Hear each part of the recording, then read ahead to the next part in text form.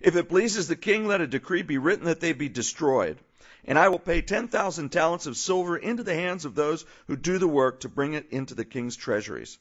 So the king took his signet ring from his hand, gave it to Haman, the son of Hammedatha, the Agagite, the enemy of the Jews. And the king said to him, the money and the people are given to you. Do with them as seems good to you. And so basically, he cast lots to figure out what day are we going to kill all the Jews.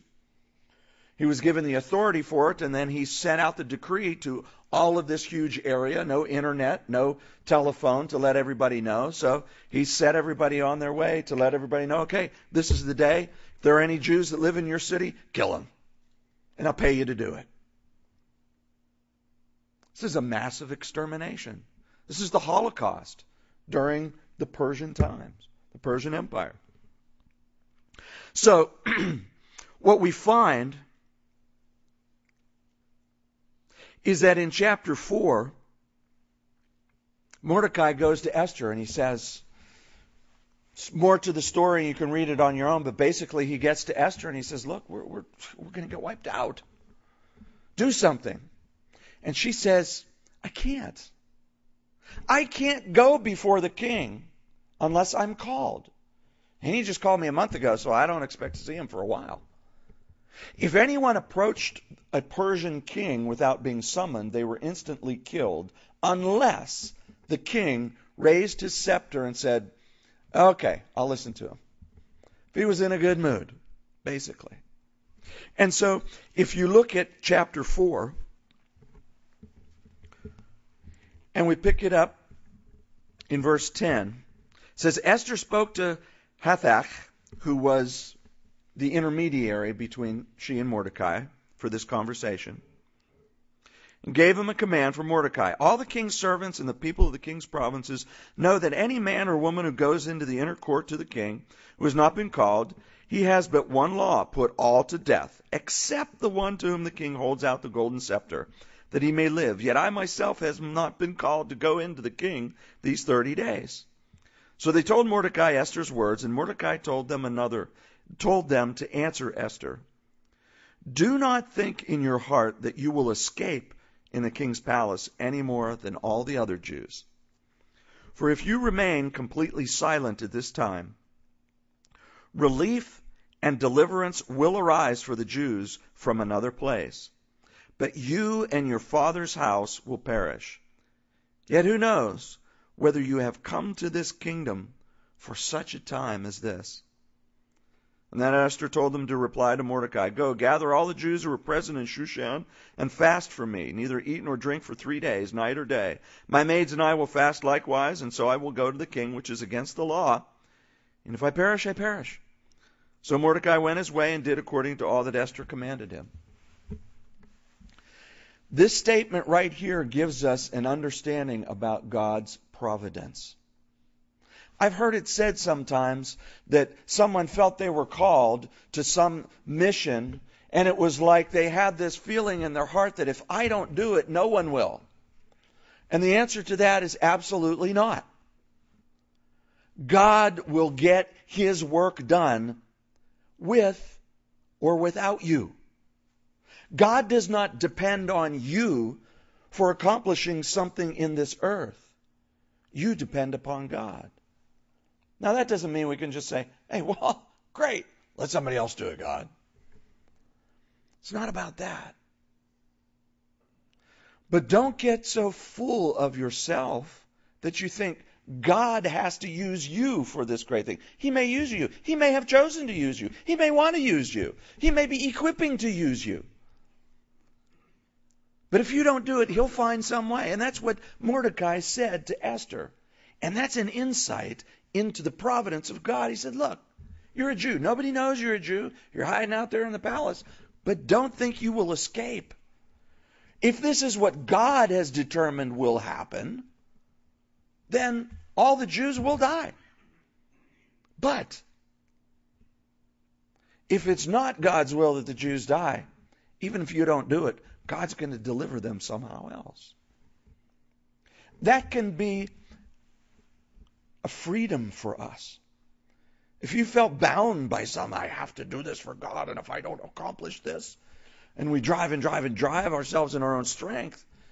And in fact, God is saying, chill out, depend upon me. God will do his great will.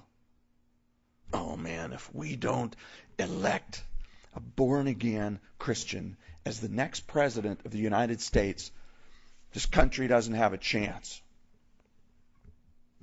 Maybe. But God's will be done no matter who is president. And the president who is in place right now, who in my opinion, and this is my opinion alone, in my opinion is not showing the fruits of salvation by Jesus Christ. God put him there. God put him there.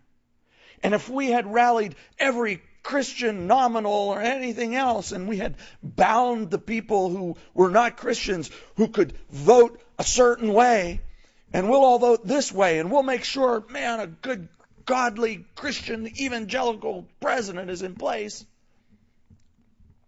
If God didn't want that, it wouldn't happen.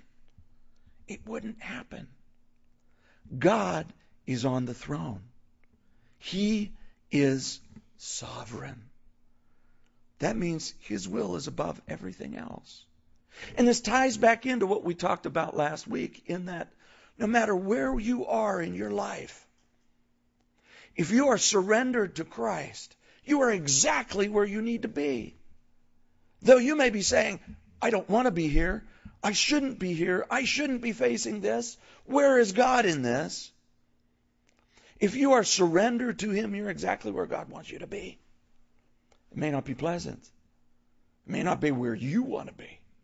But it's right where God wants you to be, because he is preparing you for eternity. That's what it's all about. It's not about this life. This life is cool. I'm not in a hurry to leave it, except when I consider what's waiting for me in the next life. And then I go, like Paul, well, I don't know.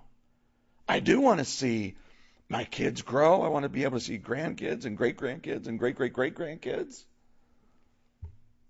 And yet, man, look at what God has waiting for all of us. That sounds pretty good. Wow. God will accomplish his will.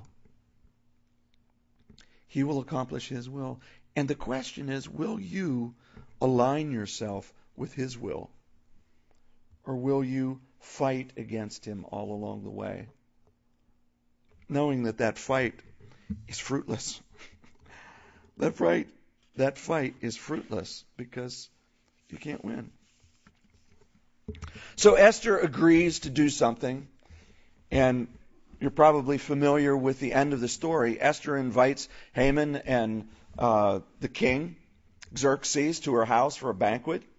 And they're all like, okay, what's this all about? And she doesn't say anything. In the meantime, Haman's getting madder and madder at Mordecai because he just won't bow down. So Esther says, well, you know what? There is one thing I want to say to you. And they're both like, what? Would you come to dinner again tomorrow night? Okay, we'll come. So we're an amazing 2 days. Because that night, Xerxes couldn't sleep. So he has his servants and says, bring me something really boring to read, like, the meeting minutes from when we have government meetings. That ought to put me to sleep. So they come and they start reading it to him. And just so happen, here comes God's providence again, to read the story of Mordecai saving the king's life. The king goes, wait, read that again. And I'm paraphrasing and embellishing here. Read that again. They read it again. He says, did I ever do anything for that guy? Nope. Man, I ought to do something. What should I do for him? What would be appropriate? Who can help me with this decision? I know. Haman. He can help me with this decision.